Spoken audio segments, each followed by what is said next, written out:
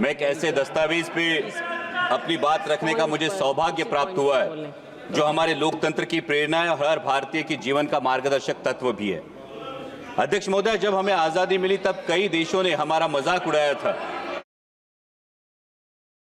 लेकिन गर्व की बात है कि इतना खंडप्राय देश होने के बावजूद आज हम विश्व के सबसे बड़े लोकतंत्र के रूप में लगातार प्रगति की ऊंचाइयों को छू रहे हैं। और इसका एक प्रमुख कारण है संविधान, जो हमें व्यक्ति केंद्रित नहीं बल्कि राष्ट्र समर्पित होने की सीख देता है। अध्यक्ष महोदय, मैं उस महाराष्ट्र की भूमि से आता हूं जहां 350 साल पहले छत्रपति शिवाजी महाराज ने एक आदर्श प्रस्तापित किया था, रयतेच राज्य स्वराज्य। छत्रपति शिवाजी महाराज के स्वराज से ज्यादा वैभवशाली, ज्यादा बड़े कई साम्राज्य निर्माण हुए और हस्तगत भी हुए, लेकिन आज भी 350 साल बाद छत्रपति शिवाजी महाराज के स्वराज का नाम लिया तो हमारा भी सीना 56 इंच का होता है। और इसका कारण है छत्रपति शिवाजी महाराज के स्वराज को मिला नैतिक अधिष्ठान, और वही प्रेरणा संविधान में भी प्रतीत होती है। समता, बंधुता और स्वतंत्रता के नैतिक अधिष्ठान पर मानव का उत्थान और मानवता का कल्याण, और इसीलिए संविधान के निर्माण में योगदान देने वाले हर उस व्यक्ति के प्रति मैं कृतज्ञता व्यक्त करता हूं और उन्हें आदरपूर्वक नमन करता हूं। अध्यक्ष महोदय, जब हम अमृतकाल की बात करते हैं, जब अमृत की बात हो तो हलाहल की बात तो निकलती है, और जब हलाहल की बात निकले तो मंथन तो होना चाहिए। लेकिन मेरा ये मानना है कि इस मंथन में पुराने जख्मों को कुरेदने से अच्छा है कि वर्तमान का परीक्षण करें और भविष्य का अवलोकन करें। अध्यक्ष महोदय, संविधान ने संसद को संवैधानिक व्यवस्था में प्रमुख स्थान दिया है, लेकिन दुर्भाग्य की बात है कि कई बार हम संसद को राजनीतिक अखाड़े में बदला हुआ अनुभव करते हैं। व्यक्तिगत टिप्पणियां और नारेबाजी की वजह से कई बार संसद की कार्यवाही भी स्थगित करनी पड़ती है। किसी नेता का किसी पूंजीपति से क्या संबंध है, कौन नेता किसकी फ्लाइट में कहां गया, या किस विदेशी नेता ने किस नेता को डोनेशन दिया, इन बातों से हमें लगता है ये महत्वपूर्ण होना चाहिए कि हमारे देश के किसान की, नौजवान की, आम आदमी की आवाज यहां उठाई जाती है या नहीं, उसकी समस्या का यहां समाधान होता है या नहीं।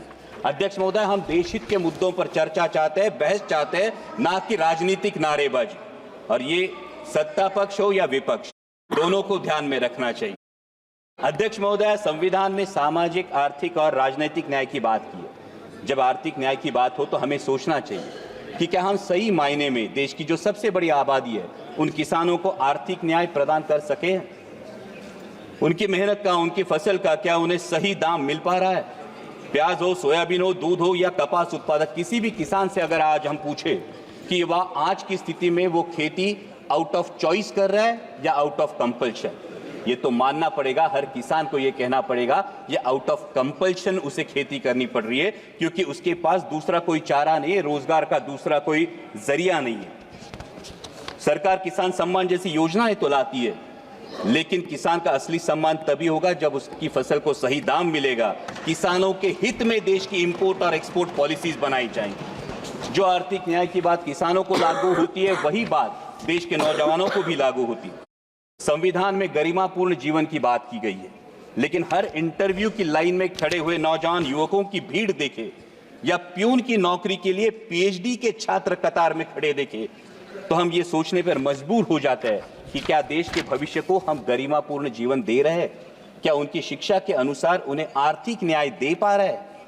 अध्यक्ष महोदय, जब सरकार कहती है कि वो 80 करोड़ देशवासियों को मुफ्त में राशन देती है, इसके अभिनंदन के साथ ही हमें अंतर्मुख होकर यह भी विचार करना होगा कि आजादी के 75 वर्षों बाद भी अगर 80 करोड़ देशवासियों को मुफ्त में राशन देना पड़े तो क्या यह उपलब्धि है या विफलता। क्योंकि जनता मुफ्त का राशन नहीं बल्कि हक का रोजगार मांग रही है, और मुफ्त के राशन से गरिमा नहीं बढ़ती, हक के सम्मानजनक कमाई से बढ़ती है। अध्यक्ष महोदय, जब सामाजिक न्याय की बात आती है तो हमें ध्यान रखना चाहिए कि हमारा धार्मिक ग्रंथ चाहे जो भी हो, वो गीता हो, बाइबल हो, कुरान शरीफ हो या गुरु ग्रंथ साहिब हो, उसे हमें दिल में रखना जरूर है, लेकिन दिमाग में सबसे पवित्र राष्ट्रीय ग्रंथ संविधान को रखना होगा। हिंदू, मुसलमान, सिख, ईसाई कोई भी हो, वो दहलीज के अंदर, लेकिन दहलीज के बाहर कदम रखते ही उसे सिर्फ और सिर्फ भारतीय बनना होगा।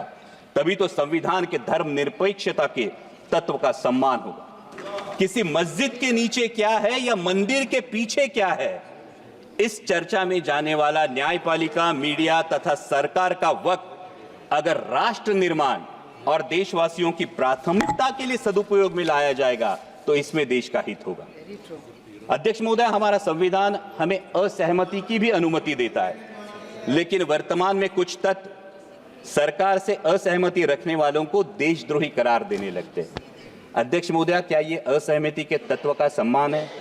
देश को आजाद कराने वाले सत्याग्रहियों और क्रांतिकारियों के बीच भी आजादी के मार्ग को लेकर असहमति जरूर थी, लेकिन दोनों का मकसद एक ही था, देश की आजादी। और इसी प्रकार आजाद भारत में भी असहमति का मकसद एक ही होना चाहिए, वो है देश हित। अध्यक्ष महोदय, डॉक्टर बाबा साहेब आंबेडकर ने कहा था कि संविधान मात्र एक कानूनी दस्तावेज नहीं है, बल्कि हमारे जीवन का सारथी है। लेकिन आज हमारी शिक्षा प्रणाली में नागरिक शास्त्र का अध्ययन महज 20 मार्क के लिए होता है, महज 20 मार्कों के लिए।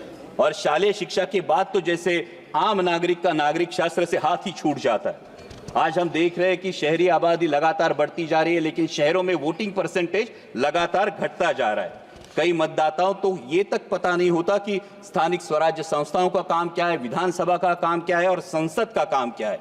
और ये भी वास्तविकता है कि कई बार मतदान जाति के आधार पर होता है या फिर धर्म के आधार पर होता है। इस स्थिति से उभरने के लिए हमें नींव मजबूत करनी होगी, न कि सिर्फ स्कूलों में बल्कि कॉलेजों में, कॉर्पोरेट में, कंपनियों में संविधान के प्रति सजगता के लिए हमें ठोस कार्यक्रम के बारे में सोचना होगा। और अध्यक्ष महोदय, अंत में मैं बात करूंगा राजनीतिक न्याय की। हमारे संविधान ने एक व्यक्ति एक वोट का अंगीकार किया है, और यह संविधान की खूबसूरती है कि देश की झुग्गी झोपड़ी में बसने वाले एक सामान्य देशवासी को भी एक मत का अधिकार है, और देश के आदरणीय प्रधानमंत्री जी को भी एक ही मत का अधिकार है। और इसलिए मैं मानता हूं कि हमारा वोट ये सिर्फ संविधान ने दिया हुआ अधिकार नहीं, ये हमें दिया हुआ एक बेशकीमती उपहार है। लेकिन अध्यक्ष महोदय, अगर हमारी कोई बेशकीमती चीज अगर खो जाती है या चोरी हो जाती है तो हम क्या करते हैं? हम शिकायत करते हैं। और अगर दरोगा कहे कि चोरी हुई नहीं तो हम क्या करते हैं?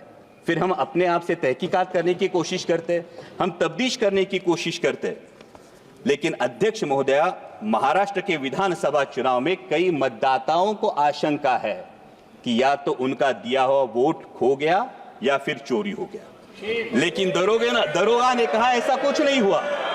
और इसलिए महाराष्ट्र, सर ये तो लोगों का कहना है, इसलिए महाराष्ट्र के सोलापुर जिले के मार्कड़वाड़ी के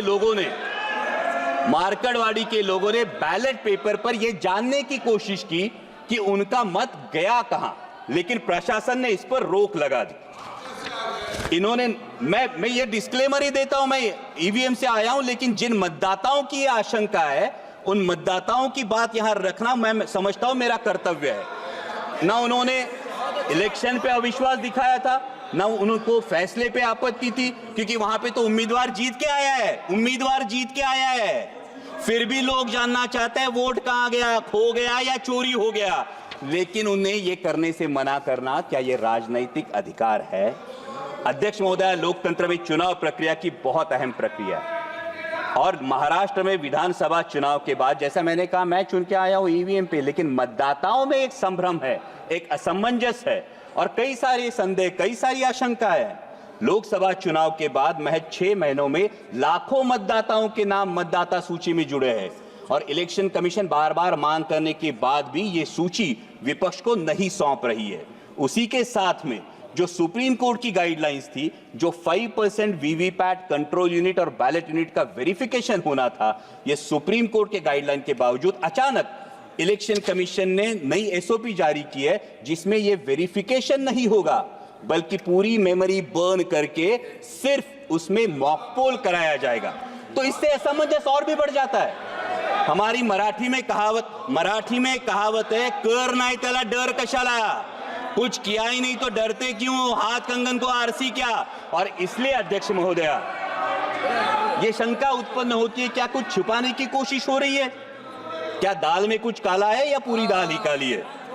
अध्यक्ष महोदय, लोकतंत्र की मजबूती के लिए जनता का, ये हम और उनकी बात नहीं है, सत्ता पक्ष विपक्ष की बात नहीं है अध्यक्ष महोदया, लेकिन लोकतंत्र मजबूत रहने के लिए जनता का चुनावी प्रक्रिया पर विश्वास कायम रहना बहुत जरूरी है। और चुनाव आयोग का गठन ही फ्री और फेयर इलेक्शन के लिए हुआ है। इसलिए आपके माध्यम से मेरी दरखास्त है कि 5% ईवीएम में मॉक पोल की जगह वोट वेरिफिकेशन कराया जाए और साथ ही में चुनाव प्रक्रिया में अधिक पारदर्शिता लाने के लिए ईवीएम का लॉग डेटा उम्मीदवारों को दिया जाए। अध्यक्ष महोदय, ये तो मानना पड़ेगा कि अध्यक्ष महोदय, ये तो मानना पड़ेगा कि चुनाव आयोग मतदाताओं की सुविधाओं के लिए हमेशा जागरूक रहता है, लेकिन जैसे रेस्टोरेंट में जाने के बाद हमारे पास विकल्प होता है कि हमें नॉनवेज खाना है या वेज खाना है, तो मतदाताओं के पास विकल्प क्यों नहीं? उन्हें मतदान बैलेट पेपर से करना है या ईवीएम से करना है? जिसका बैलेट पेपर पर विश्वास हो वो बैलेट पेपर से मतदान करे, जिसका ईवीएम पर विश्वास हो वो ईवीएम पर मतदान करे। ये अवसर है अध्यक्ष महोदय, देश के विश्व के सबसे बड़े लोकतंत्र के पास एक अवसर है कि अमृत काल में माननीय प्रधानमंत्री जी के नेतृत्व में एक ऐसी व्यवस्था बने कि पूरे देश में मतदाता को पता चले कि उसका वोट गया कहां है, तभी तो लोकतंत्र मजबूत होगा। और अंत में इतना ही कहूंगा अध्यक्ष महोदय, राष्ट्र प्रथम के साथ स्वतंत्रता प्रथम, समानता प्रथम, बंधुता प्रथम और धर्मनिरपेक्षता प्रथम का अगर हमारे जीवन में अंगीकार हो तो वर्तमान में संविधान का सम्मान और बढ़ेगा और भविष्य में हमारा लोकतांत्रिक गणराज्य विश्व की महाशक्ति बनकर उभरेगा। और इसीलिए छोड़ो कल की बातें, कल की बात पुरानी, नए दौर में लिखेंगे मिलकर नई कहानी, हम हिंदुस्तानी। जय हिंद।